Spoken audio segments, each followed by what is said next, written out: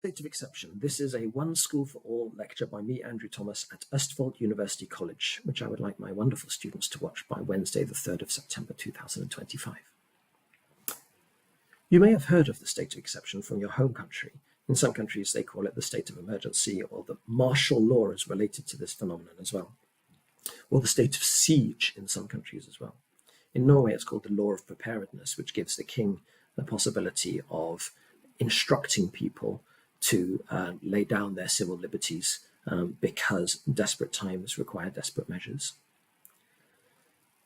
Different versions of it, like I say, appear in different European countries because we all share a similar history. In Europe, we are all affected by this massive body of law that the Roman Empire gave us.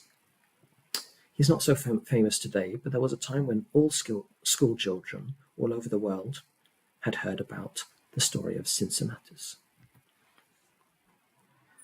Cincinnatus lived in a time when myth and history were melding into each other. The story goes, and I'm not sure if I believe it as history, but the story has had a lot of influence, so you need to know it. Cincinnatus was once out attending to his fields, and some authorities from the city of Rome came to him with an emergency. The Roman army had been besieged, and there was no way out. They were going to be overrun by enemies. Cincinnatus accepts the designation of dictator and the limitation of he can be a dictator in 6 months, goes into the city of Rome and asks everybody to stop what they're doing, pick up a stick and come with him.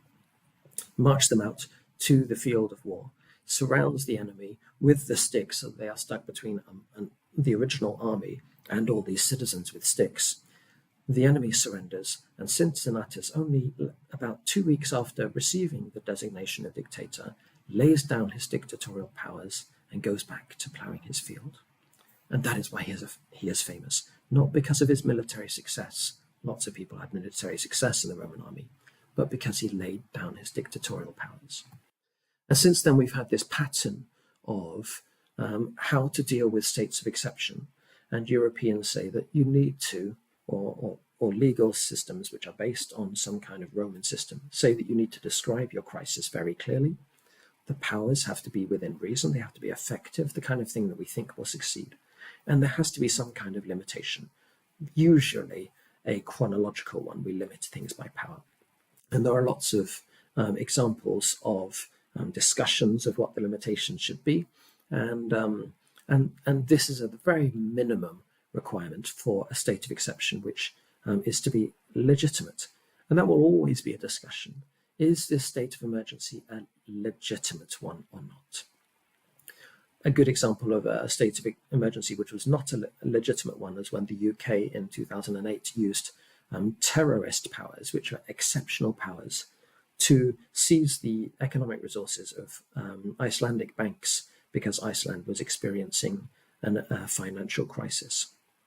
No one thinks that Iceland is a terrorist state, but it was terrorist legislation which allowed them to do that kind of thing. Otherwise, states cannot steal from banks, is an obvious rule. There has been an inflation in the number of states of exception that have been declared in recent years, and Wikipedia gives us a helpful but perhaps incomplete list of national emergencies in the United States. Even in its incomplete state, you can see a tendency. 100 years ago, states of exception, states of emergency were very rare, maybe 2 or fewer per president. Even Roosevelt during the Second World War only declared 3. After 1980s, they expand on both sides of the political divide in the US. Biden, in his term, declared a state of emergency 9 times, and Donald Trump, since January 2025, has already declared the state of emergency 9 times. Most recently, and this doesn't count as a state of emergency, it's just a memorandum.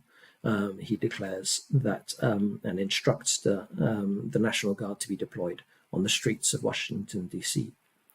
He follows the framework a little bit. He says, this is the emergency, and he cites various murders that have taken place. He thinks that the National Guard is the thing to do.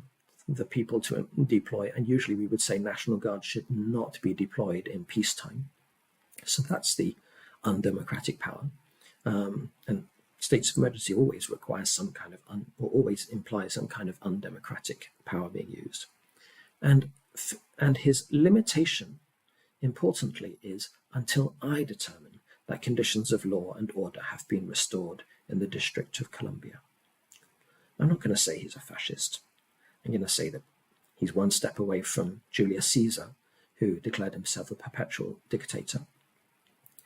We need to move away from simple accusations, though, or historical parallels, and perhaps, especially in light of the fact that Caesar was assassinated and Trump's assassination has been attempted, and maybe say, let's stop assassination attempts and rather democratically insist that all states of exception need limitations.